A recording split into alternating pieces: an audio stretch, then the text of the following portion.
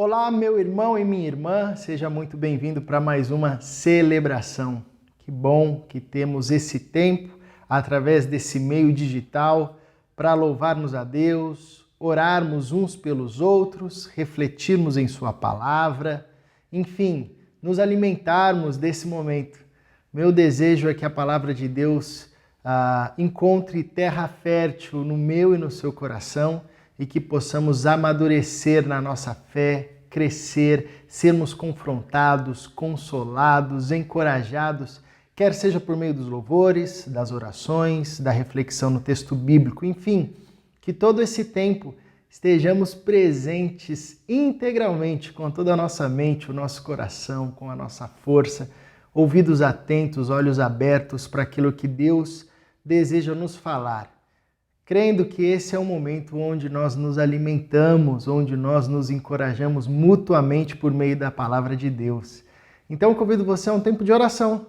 Fechar os seus olhos, acalmar o seu coração, aquietar a sua mente, para nos prepararmos para esse encontro, mais uma vez, juntos, louvando a Deus e refletindo na sua palavra. Paizinho, obrigado por esse momento.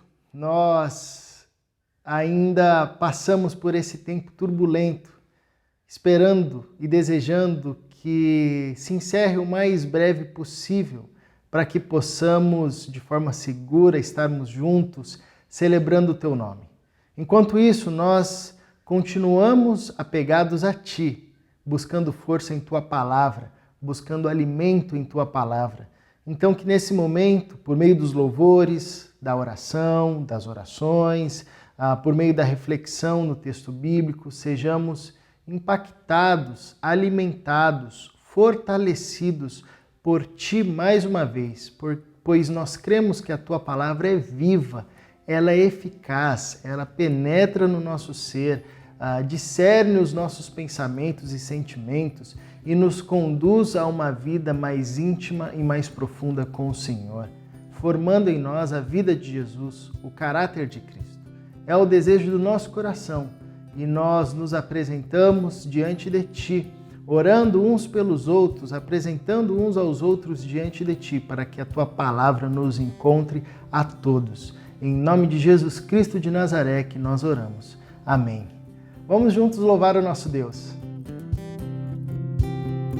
Olá, igreja. Sejam muito bem-vindos a mais um culto aqui na Ibaviva. Espero que você, junto com sua família, onde quer que você esteja, você possa louvar a Deus, engrandecer o nome daquele que merece o nosso louvor e a nossa adoração. Vamos juntos? Vamos lá. Tenho força se espero no Senhor, quando espero no Senhor, quando espero no Senhor. Tenho força se espero no Senhor, quando espero no Senhor, quando espero no Senhor, ó Deus, pra sempre reinas,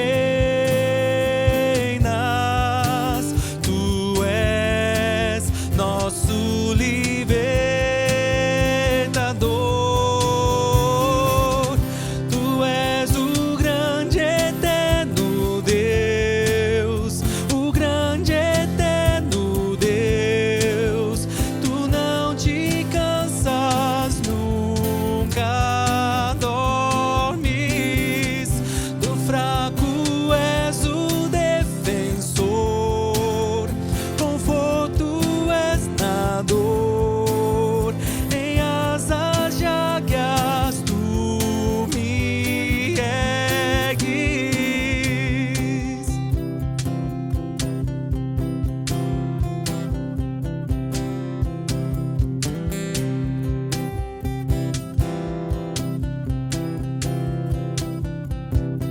Vamos lá, declare isso.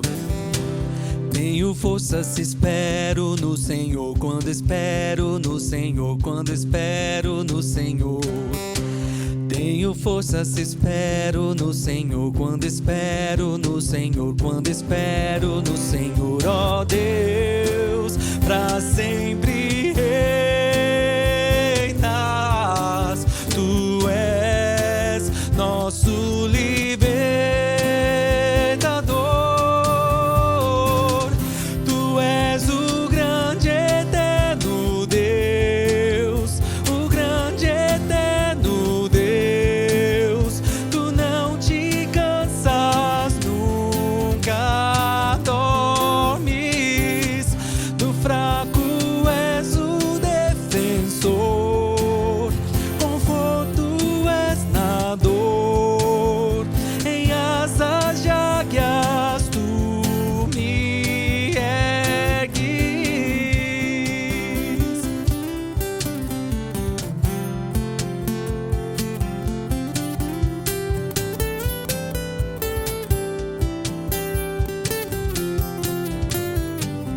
lá, declara assim: Tu és o grande eterno Deus, o grande eterno Deus. Tu não te cansas, nunca dormes. Do fraco és o defensor, conforto és na dor. Em asas de águias tu me ergues.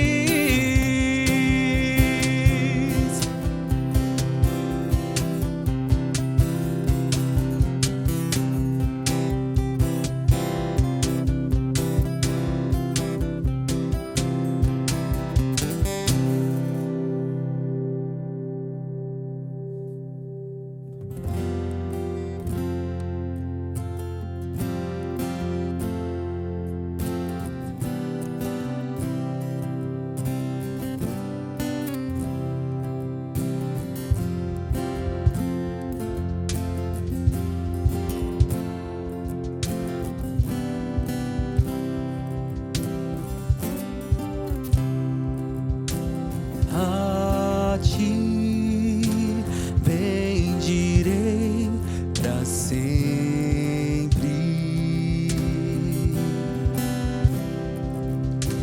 Em ti confiarei, Senhor.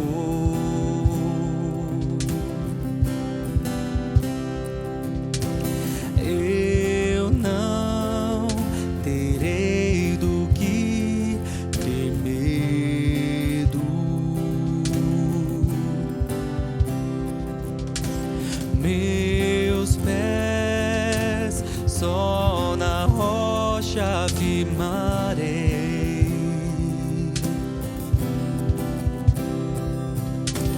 Não me abalarei, e do Senhor direi: Tu és meu Deus, protetor, meu refúgio, libertador, meu abrigo, torre forte, todo tempo meu socorro vem de ti.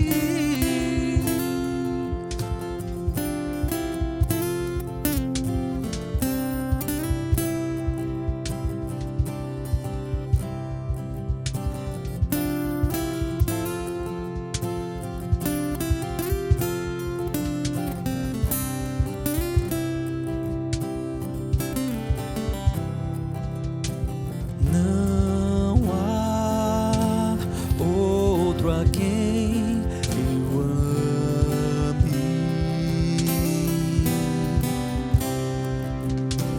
Tu és tudo que anseio.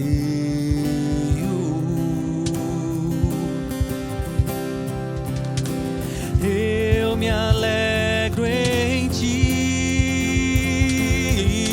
e do Senhor direi: Tu és meu Deus, protetor,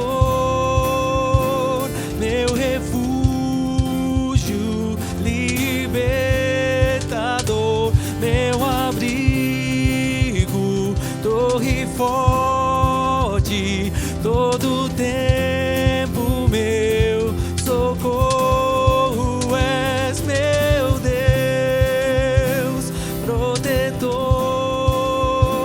meu refúgio, libertador, meu abrigo, torre forte, todo tempo meu socorro vem de ti.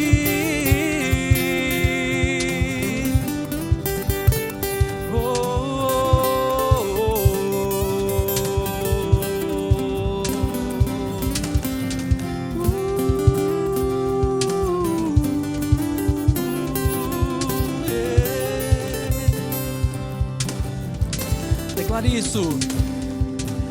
eu me alegro em ti, e do Senhor direi: tu és meu Deus, protetor, meu refúgio, libertador, meu abrigo, torre forte, todo tempo meu socorro. És meu Deus, protetor, meu refúgio, libertador, meu abrigo, torre forte, todo tempo meu socorro vem de ti.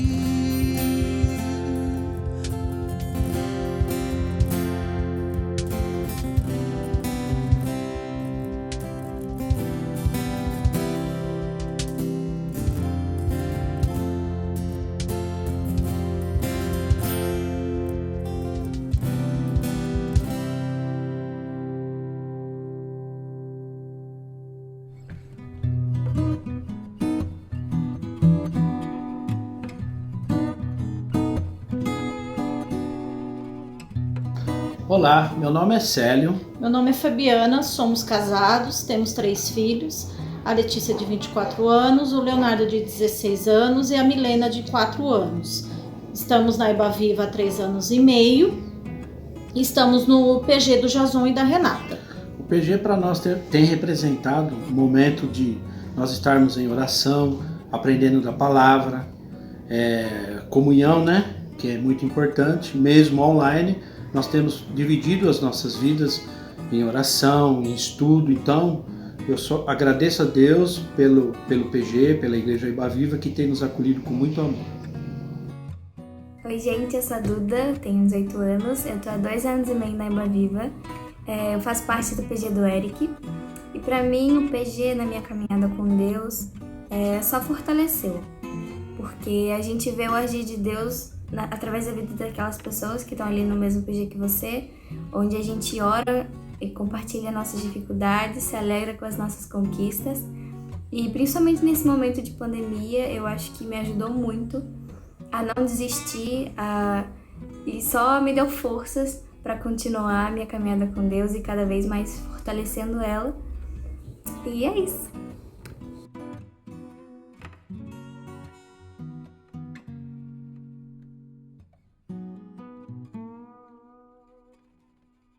Seguimos com a nossa série O de Casa, a riqueza do Evangelho compartilhado nos lares.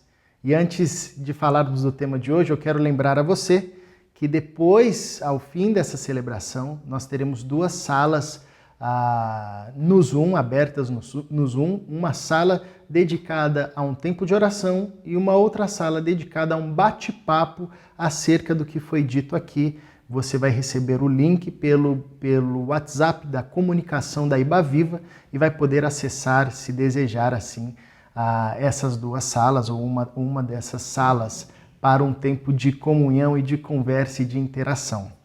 Enfim, nós estamos conversando ao longo desse tempo sobre o desafio que temos enfrentado e que tem lançado luz na riqueza da casa, na riqueza dos lares, sobretudo de um movimento que nos é muito caro, que é o movimento dos pequenos grupos aqui, que de alguma forma tem movimentado a vida da igreja.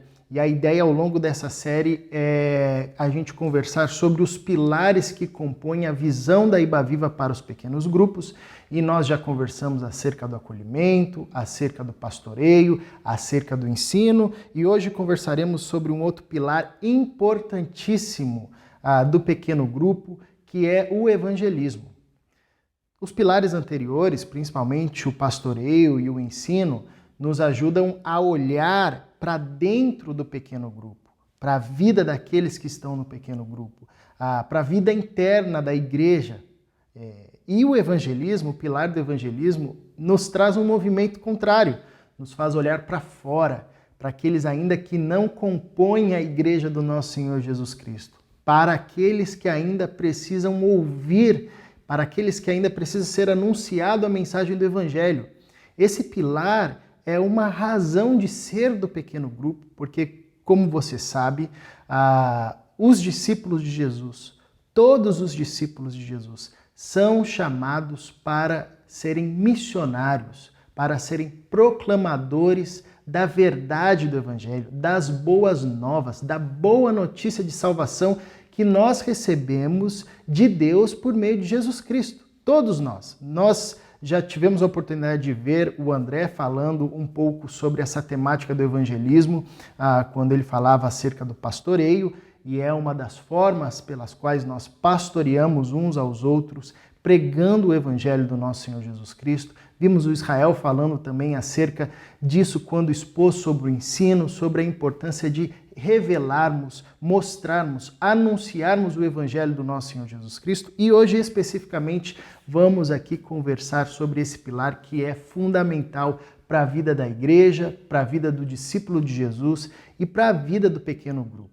E nós não podemos ter medo disso, sobretudo na realidade do pequeno grupo. Eu lembro que uma vez eu estava conversando com um dos líderes de pequeno grupo e ele disse, o meu pequeno grupo, a gente tem um pouco de dificuldade de chamar outras pessoas que não conhecem o evangelho para vir, porque a gente está ali num grupo tão gostoso, a gente não queria que chegasse outras pessoas. Eu disse, não é assim, por favor. Pelo contrário, o pequeno grupo tem que ser uma porta de entrada para pessoas que não conhecem o evangelho do nosso Senhor Jesus Cristo ou não conhecem essa realidade do discipulado, da vida da igreja. Ali é um ponto de evangelismo muito frutífero. Nós também temos muitos testemunhos de irmãos que se achegaram ao evangelho, que se achegaram a Cristo, a uma caminhada com a igreja de Jesus por meio dos pequenos grupos, de forma bem despretensiosa. Foram lá pelo convite de um amigo, pelo convite de um familiar e, de repente, quanto menos esperavam, tiveram a graça e a felicidade de serem encontrados por Jesus Cristo de Nazaré e se encontrarem com Ele e começaram, então, a vida e a caminhada de fé com Jesus. Então, o evangelismo é parte essencial da vida do discípulo, é parte essencial da vida da igreja, é parte essencial da dinâmica da nossa casa, da vivência da fé da nossa casa, no nosso lar, e também é parte essencial da vida de um pequeno grupo. Nós não podemos perder isso de vista. Evangelização é um desafio, sobretudo nos dias de hoje, marcado por um ambiente cada vez mais secularizado, cada vez mais individualista, onde as pessoas vão perdendo a noção de comunidade, vão perdendo a noção de salvação. Por que eu preciso ser salvo se eu tenho tudo ao meu redor, se eu estou bem? Vão perdendo essa perspectiva de pecado, isso vai se tornando uma lenda, um mito. Então é um desafio, sobretudo nos tempos de hoje. Porém, eu quero trazer um texto aqui à luz para a nossa reflexão, que é o próprio Cristo nos dando uma aula acerca de evangelismo. Nós sabemos que muitos textos encorajam os discípulos e ordenam os discípulos a irem, e nós já vimos alguns deles aqui nas mensagens ou nas devocionais semanais, tanto o texto de Mateus, a Grande Comissão, como nós encontramos também em Marcos, onde Jesus envia os seus discípulos declaradamente dizendo: vão por todo mundo, preguem o evangelho a toda criatura. Porém, eu quero trazer um texto aqui onde é o próprio Jesus nos dando uma aula sobre evangelização, sobre evangelismo e com os seus discípulos. Obviamente que o texto não trata diretamente disso, porém nós podemos extrair dessa experiência de Jesus com os seus discípulos pelo menos 2 movimentos bem práticos para nós, como discípulos de Jesus, para o nosso pequeno grupo, para a nossa vivência comunitária, quer na igreja, quer nas casas, enfim, acerca do evangelismo. Esse texto se encontra em Mateus, capítulo 16, do verso 13 ao verso 20, e diz o seguinte: chegando Jesus à região de Cesareia de Filipe, perguntou aos seus discípulos: quem os outros dizem que o Filho do Homem é? Eles responderam: alguns dizem que é João Batista, outros Elias e ainda outros Jeremias ou um dos profetas? E vocês? Perguntou ele. Quem vocês dizem que eu sou? Simão Pedro respondeu. Tu és o Cristo, o Filho do Deus vivo. Respondeu Jesus. Feliz é você, Simão, filho de Jonas, porque isso não lhe foi revelado por carne ou sangue, mas por meu Pai que está nos céus. Eu lhe digo que você é Pedro, e sobre esta pedra edificarei a minha igreja, e as portas do Hades não poderão vencê-la. Eu lhe darei as chaves do reino dos céus, e o que você ligar na terra terá sido ligado nos céus, e o que você desligar na terra terá sido desligado nos céus.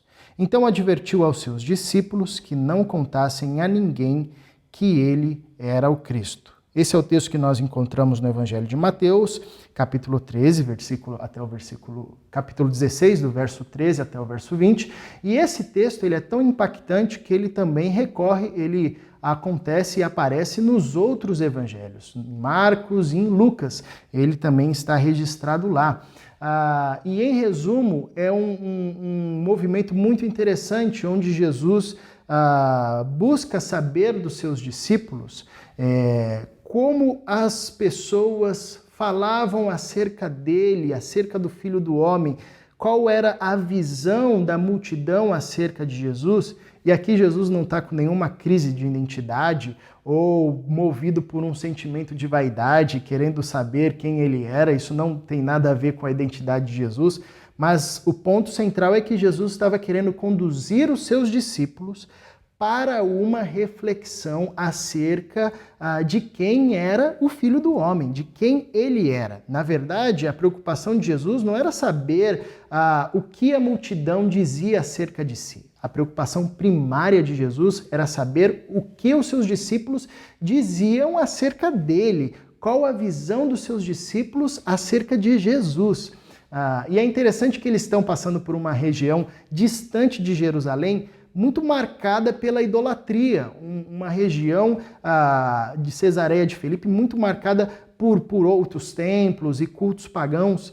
E ali, nesse ambiente de diversas expressões religiosas, nós temos uma das falas mais belas ditas por Pedro e que compõe, em certo sentido, a identificação ou entendimento dos discípulos acerca da pessoa de Jesus Cristo, que era Pedro dizendo: Tu és o Cristo, Filho do Deus vivo.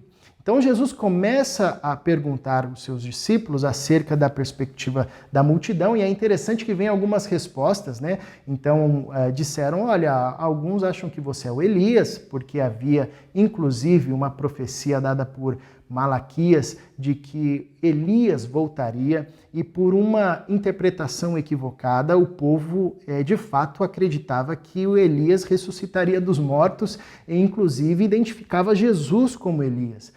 Outros diziam, não, você é João Batista, como se o próprio João Batista tivesse ressurgido também dos mortos. Alguns identificavam Jesus com o profeta Jeremias. Enfim, todos esses personagens que compunham o imaginário popular e que eram associados a Jesus Cristo, eles tinham algo em comum. Eram pessoas distintas, onde Deus havia, por meio delas, manifestado o seu poder de forma clara e de forma bem poderosa. Então eles associavam no imaginário do povo, eles imaginavam e associavam essas pessoas a Jesus.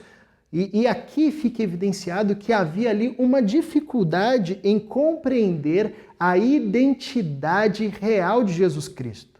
Em suma, na perspectiva do povo, Jesus era um profeta, como outros profetas, obviamente com algumas diferenças, também com uma perspectiva miraculosa, mais enfática, mais visível, mas era como Elias, ou como João Batista, ou como Jeremias. Então Jesus direciona a pergunta aos seus discípulos, tá bom, e vocês? Vocês também partilham dessa mesma perspectiva? Para vocês eu sou um profeta como qualquer outro profeta? Para vocês eu sou aí a ressurreição do Elias, de João Batista? Quem vocês me chamam? Quem eu sou para vocês? E aí Pedro, iluminado por Deus, e muito feliz, muito bem-aventurado por essa revelação que recebeu de Deus, nos dá o cerne do que compõe o alicerce central da vida da igreja, da vida do discípulo de Jesus. Esta afirmação curta, porém muito profunda: tu és o Cristo, Filho do Deus vivo. Pedro confessa e nos faz lembrar o que Paulo diz em Romanos capítulo 10, todo aquele que invocar, que confessar o nome do Senhor Jesus Cristo será salvo. E é isso que Pedro faz ali, confessa que Jesus Cristo é o Filho do Deus vivo, reconhece que Jesus Cristo é o Filho do Deus vivo, não mais movido por um milagre ou por alguma coisa extraordinária que eles tinham visto, mas numa conversa e pelo fruto de uma revelação divina. Pedro tem esse entendimento. E a partir disso, Jesus diz aos seus discípulos acerca da igreja, e aqui é interessante que é a primeira vez que aparece a palavra igreja no Novo Testamento, e Jesus ensinando aos seus discípulos que sobre essa afirmação a igreja seria edificada, e inclusive eles teriam autoridade, e o final desse trecho fala sobre isso, sobre os apóstolos e Pedro também, como agentes que exerceriam como bons mordomos a autoridade em nome de Jesus para anunciar essa mensagem do reino dos céus, do reino de Deus, dando abertura a outros povos, como acontece no livro de Atos. Inclusive os apóstolos eram ali a porta de entrada. Pedro, na sua primeira pregação, 3.000 pessoas se convertem, depois mais pessoas são agregadas à fé cristã, os apóstolos impondo as mãos, davam autoridade e autorização para que aquelas pessoas recebessem o Espírito de Deus, depois Paulo levando a mensagem a tantos outros lugares, enfim, cumprindo-se a palavra de Jesus de que o reino dos céus seria expandido por meio dos seus discípulos a partir da autoridade de Jesus dada aos seus discípulos. Enfim, é mais ou menos sobre isso que o texto nos diz, e eu quero destacar aqui, nós podemos aprender aqui nesse texto, a partir dessa ação de Jesus com seus discípulos, pelo menos 2 movimentos acerca do evangelismo, acerca do que é evangelizar, ou como nós evangelizamos. Então eu quero destacar 2 movimentos, e um primeiro movimento que a gente pode aprender nesse texto é que evangelismo consiste em fazer uma pergunta. Evangelização consiste em fazer uma pergunta. Todos nós, discípulos de Jesus, sabemos que somos chamados a evangelizar, somos chamados a proclamar a mensagem do evangelho. Talvez o grande desafio é como que eu faço isso? Como que nós, quanto pequeno grupo, na minha casa, com a minha família, ou como igreja no todo, como é que a gente faz isso, né? Porque saber que temos que fazer, nós sabemos. O grande desafio é como fazemos isso, e aqui nesse texto a gente aprende de uma perspectiva bem prática. E um movimento interessante que nos ajuda a entender o evangelismo é que evangelizar e o evangelismo consiste em fazer uma pergunta. E qual pergunta é essa? É a pergunta que Jesus faz aos seus discípulos. E vocês, perguntou ele, a quem vocês dizem que eu sou? A pergunta central da evangelização é essa: quem é Jesus? Quando nós evangelizamos, nós estamos apresentando a história do Evangelho, nós estamos apresentando a boa notícia da parte de Deus, e toda essa história deve culminar nessa pergunta: a quem nos ouve? Quem é Cristo? É interessante que nós somos, ao longo da vida, desafiados a responder diversas perguntas. A nossa história, a existência humana, ela é construída a partir de respostas que damos a muitas perguntas. Mas existe uma pergunta que é central à existência do ser humano e que é essencial, e que dela todas as outras perguntas e respostas que forem dadas são justificadas e fazem sentido e ganham sentido. E essa pergunta central é: quem é Cristo? Uma pessoa pode viver a vida respondendo todas as perguntas acertadamente, mas se essa pergunta ela não responder acertadamente, todas as respostas que foram dadas ao longo da sua existência foram inválidas, não tiveram objetivo. Da mesma forma, uma pessoa pode viver a vida toda dando respostas equivocadas às perguntas da existência e da vida, mas se essa pergunta for respondida de forma acertada, todas as perguntas e as respostas equivocadas são justificadas e ganham sentido na existência. Evangelizar é levar as pessoas a refletirem acerca dessa pergunta. Isso nos ensina que o evangelismo não é uma ação passiva do tipo eu vou lá e conto a história e pronto, mas é uma ação ativa. Eu instigo as pessoas, eu conduzo as pessoas, eu confronto os pensamentos, as estruturas. É interessante que nesse contexto, como eu disse, eles estavam passando por diversos templos, eles estavam distante de Jerusalém, numa terra pagã, e Jesus ali, entre tantos templos, entre tantas perspectivas religiosas, pergunta aos seus discípulos, quem eu sou? Evangelização é confrontar as ideias, as religiosidades que as pessoas trazem em sua mente, as suas culturas, as suas respostas do mundo, acerca da vivência. Evangelizar é conduzir as pessoas a essa pergunta: quem é Cristo? A pergunta essencial da existência humana, a pergunta pela qual todos nós vivemos e todos nós vivemos para responder. Se você está tendo mais um dia de vida, saiba que é graça e misericórdia de Deus para que você responda essa questão. Se você não responder essa questão, meu amigo, os seus dias não têm sentido algum, mesmo que você seja o maior construtor de impérios, mesmo que você seja o maior benfeitor da humanidade, o que importa é responder essa pergunta: quem é Cristo Jesus? E essa pergunta é a base e o cerne da evangelização, porque o discípulo de Jesus não está preocupado apenas em apresentar Jesus, mas está preocupado, a igreja de Jesus tem a preocupação em que as pessoas tenham a compreensão exata de quem é Cristo. Nós vivemos um problema hoje no mundo e no nosso país principalmente, porque o nosso país é um país que conhece Jesus, quase em sua totalidade. Tem muitos lugares ainda onde você tem povos não alcançados, mas as pessoas conhecem sobre Jesus, diferente de outras realidades, sobretudo no Oriente. Mas a questão é que Jesus essas pessoas conhecem.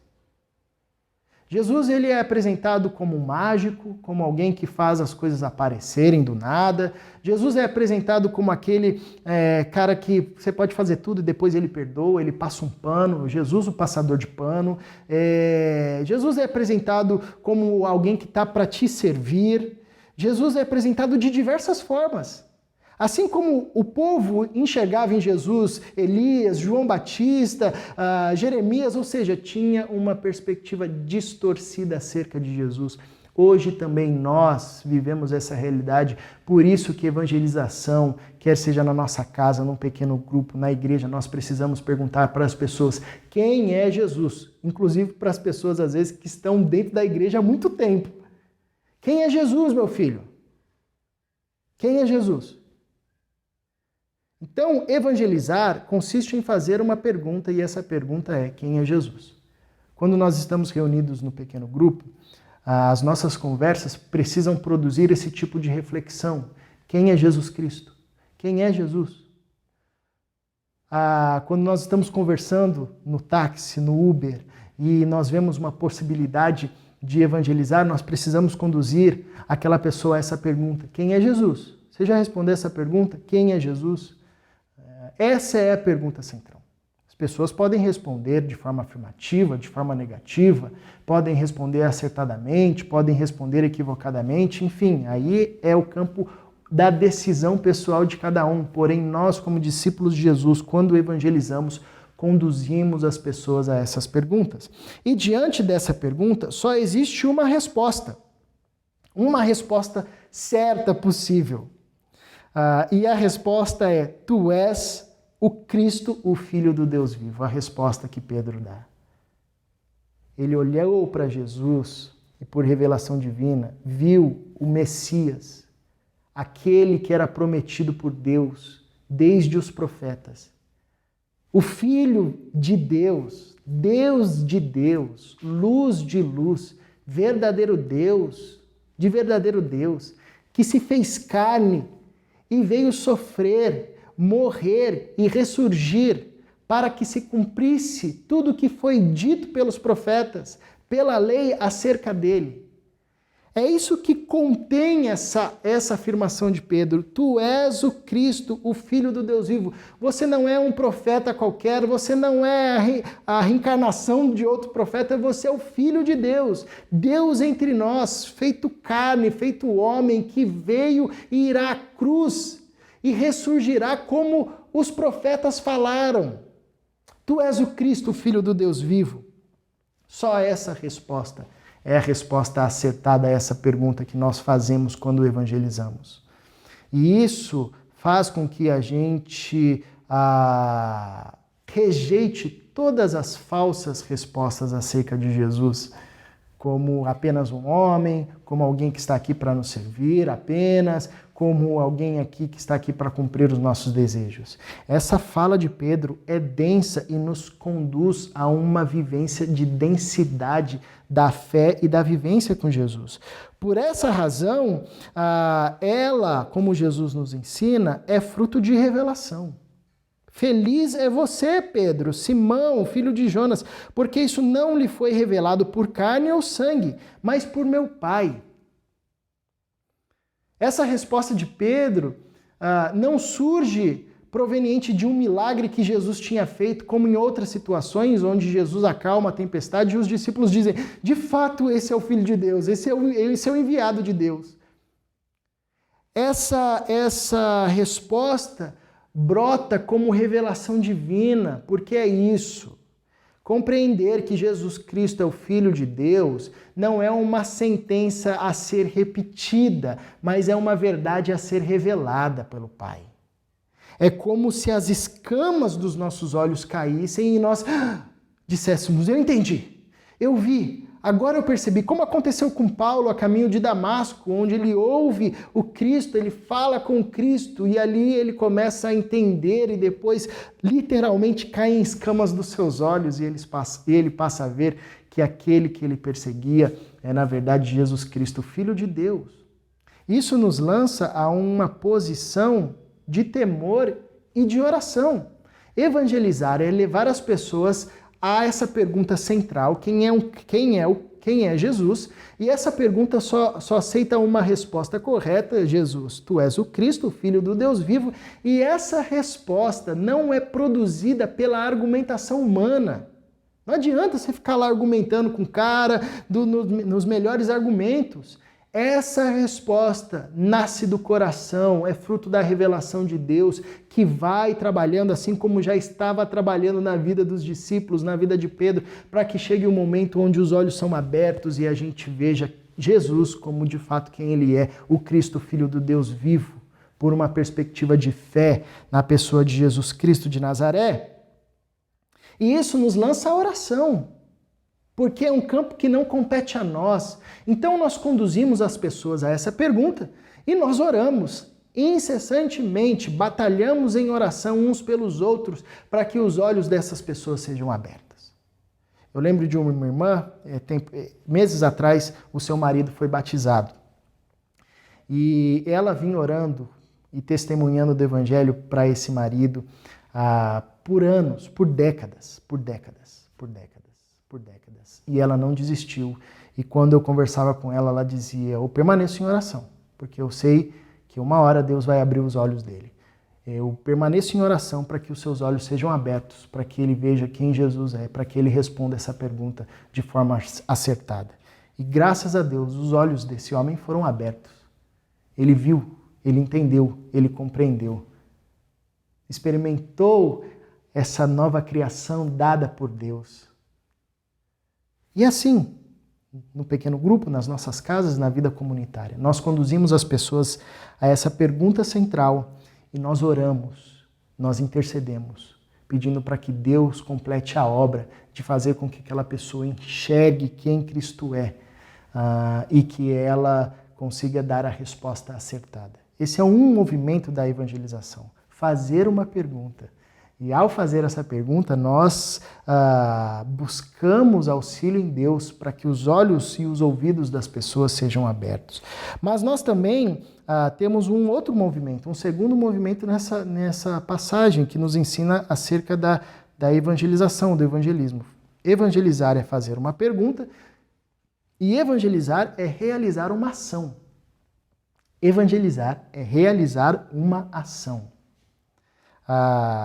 Por muito tempo, a gente pensou de forma equivocada que evangelismo consistia apenas na prática da proclamação e do anúncio. Isso é uma parte central da evangelização, mas não esgota o que é esse movimento de evangelizar. Porque dentro do proclamar está inserido isso, nós temos exemplos diversos no Novo Testamento, na Bíblia, na vida dos apóstolos, na vida da igreja, está inserido, embutido a ação de testemunhar, de viver, de sinalizar o reino de Deus, e é isso que Jesus ensina aos seus discípulos nessa ação. Ele diz para Pedro, depois dessa afirmação, eu lhe digo que você é Pedro, e sobre esta pedra edificarei a minha igreja. Ou seja, a igreja de Jesus, o discípulo de Jesus, o ajuntamento dos discípulos de Jesus, um pequeno grupo, uma casa, deve estar alicerçada nessa pedra. E qual é a pedra? Não é Pedro, porque Pedro é um homem falível. Cristo não iria alicerçar a sua igreja num homem falível, que logo depois já erra e já se equivoca de novo acerca do ministério de Jesus. Essa pedra, qual Jesus sinaliza, é essa afirmação: tu és o Cristo, o Filho do Deus vivo. É ele mesmo, a pedra angular, que fora rejeitada pelos homens, mas se tornou-se pedra central. Sobre Jesus Cristo, a igreja de Jesus, sobre Jesus Cristo, a sua igreja é edificada. Sobre Jesus Cristo, o discípulo de Jesus é edificado. Jesus, o Filho de Deus. E Jesus diz a Pedro que sobre essa afirmação, sobre a sua pessoa, sobre o seu ministério, sua vida, sua morte, a sua ressurreição, a igreja seria constituída, a igreja seria edificada, e ele continua dizendo, e as portas do Hades, ou do inferno, não poderão vencê-la, as portas da morte não vencerão, não resistirão à igreja. Aqui consiste um outro movimento interessante que compõe essa prática do evangelismo. Realizar uma ação. E que ação é essa? Avançar. Avançar contra o império da morte. Avançar contra o império das trevas. Avançar contra o império do inferno. A igreja de Jesus, e aqui pela primeira vez a palavra igreja aparece, ela está firmada em Jesus Cristo, e por estar firmada em Jesus Cristo tem autoridade, toda autoridade me foi dada, por isso vão. Tem autoridade para avançar, e esse avanço não se dá num vácuo, esse avanço se dá num ambiente de resistência, resistências infernais, resistências da morte, resistências diabólicas. Quando a igreja avança, nós estamos avançando contra o império da morte, e nós encontraremos resistência. Por isso que evangelizar é um desafio. Quando nós estamos conduzindo as pessoas a essa pergunta central da existência, quem é Cristo, nós estamos avançando contra o inferno para libertar pessoas do cativeiro do diabo, do império da morte, para dizer a essas pessoas, vocês não precisam mais viverem escravizadas pelo pecado, não precisam mais serem dominadas pela morte, a vida viveu entre nós, a ressurreição está aí entre nós, podemos viver na maior densidade possível, ninguém mais precisa viver sobre a opressão do pecado, sobre a opressão do mal, sobre a opressão do inferno, a libertação. Quando nós levamos essa mensagem, nós estamos avançando contra as forças das trevas, contra o império da morte. E nós encontraremos resistência. Mas o texto diz que as portas da morte, do Hades, do inferno, não poderão prevalecer contra a igreja, não poderão vencer a igreja. A porta aqui representa um conjunto de poder, de autoridade, um sistema, uma lógica de sistema. Na cultura antiga, os líderes da cidade sentavam à porta para ali pensar, governar, enfim. Além disso, a porta é também um elemento de defesa. Quando alguém ia atacar uma cidade, os portões, as portas eram fechadas. Isso nos ensina que, na perspectiva de Jesus, não é o inferno que ataca a igreja. Porque porta é um elemento de defesa. Mas é a igreja que avança contra o inferno. E isso também é evangelização. Toda vez que nós avançamos contra estruturas de morte, estruturas de pecados, estruturas infernais, estruturas diabólicas em todas as suas instâncias, quer sejam elas materiais ou subjetivas, quer sejam elas dentro da nossa família ou na sociedade, quer sejam elas no campo da política, no campo da educação, no campo da sociedade, no campo da economia, toda vez que nós identificamos estruturas infernais e estruturas de morte, e elas estão aí em todas as instâncias, inclusive na instância religiosa. Elas estão aí. Toda vez que nós identificamos essas estruturas de pecado, essas estruturas de morte, e nós, como igreja e como discípulos de Jesus, avançamos contra elas, ou seja, levando vida onde tem morte, levando justiça onde há injustiça, levando paz onde há guerra, levando amor onde há ódio, levando igualdade onde há desigualdade, levando dignidade onde há indignidade. Quando nós caminhamos assim, nós estamos evangelizando. Nós estamos sinalizando o reino de Deus, nós estamos proclamando o reino de Deus na sua forma mais densa, e o fruto disso é que as pessoas ao redor olham e dizem: que povo é esse? Que povo é esse que marcha ao contrário do mundo? Que povo é esse que onde eles chegam, as bandeiras de paz são fincadas, as bandeiras de ódio são tiradas? Que povo é esse que onde eles chegam, eles conseguem se comunicar numa mesma língua? Que povo é esse que não fala a língua de Babel, onde ninguém se entende mais? Que povo é esse onde homens e mulheres, pretos e brancos, são tratados como iguais, se veem como irmãos, partilham da mesma mesa? Que povo é esse que onde chega, parece que o mal se recuou, se escafedeu dali? Que povo é esse que onde chega a luz aparece? Eu lembro que uma vez eu estava lendo um pouco sobre um missionário britânico, considerado o pai das missões modernas, o Carey, e ele foi trabalhar na Índia.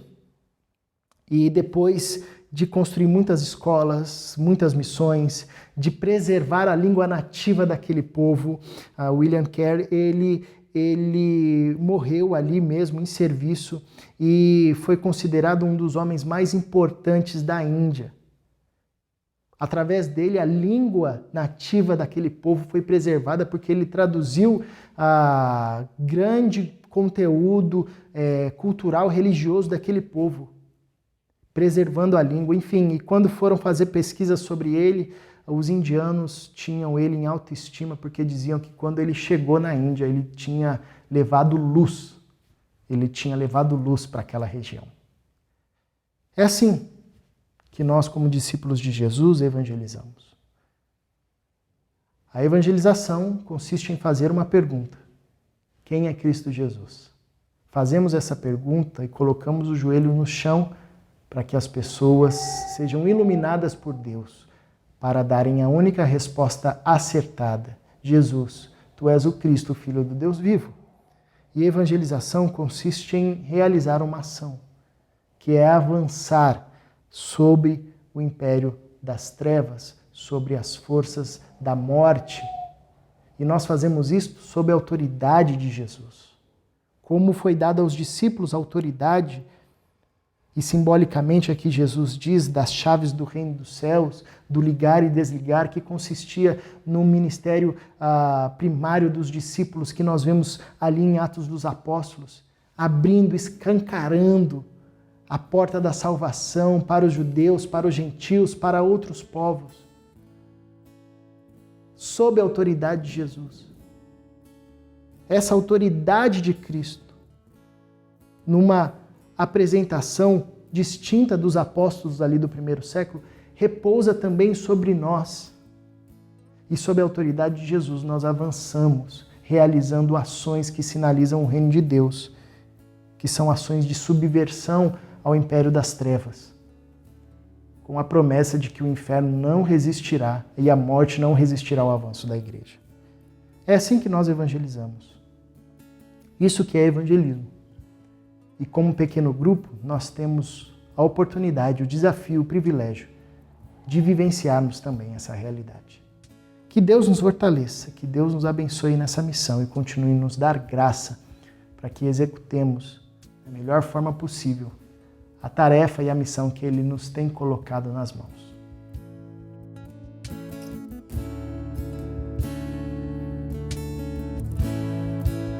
Digno desta canção, só Tu és, Senhor. Digno do meu louvor, só Tu és, Senhor. Digno da minha vida, Tu és, Senhor. Ah, eu sou Teu.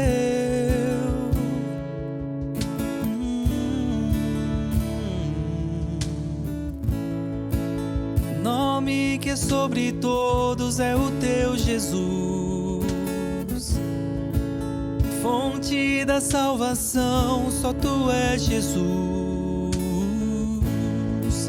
Digno da minha vida, Tu és, Jesus. Ah, eu sou Teu,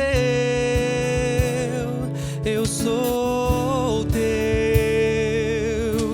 Santo, és incomparável, és inigualável.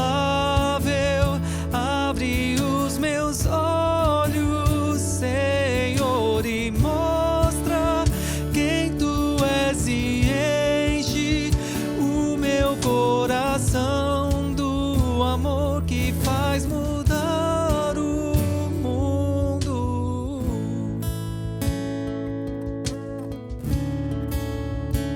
Yeah.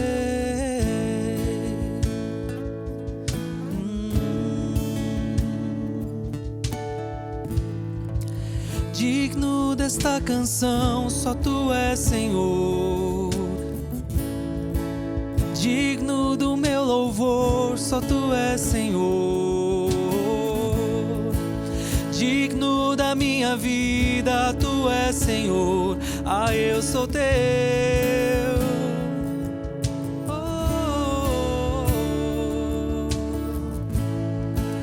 Nome que é sobre todos é o Teu, Jesus. Fonte da salvação, só Tu és, Jesus. Digno da minha vida, Tu és, Jesus. Ah, eu sou Teu, eu sou Teu. Santo, és incomparável, és inigualável.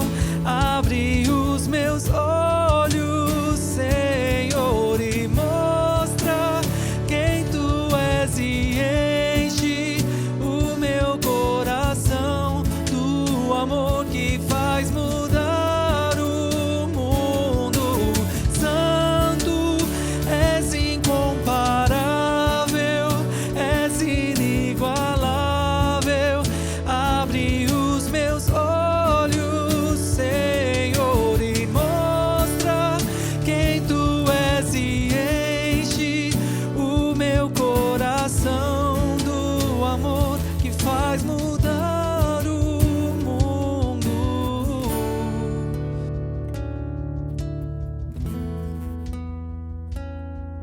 Yeah. Oh.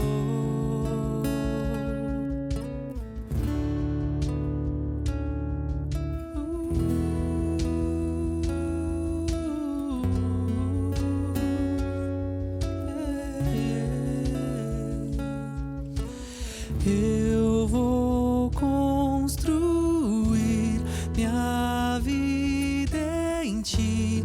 Tu és meu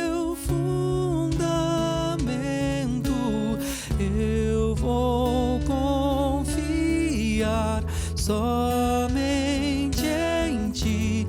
Não vou ser abalado, eu vou construir minha vida em ti.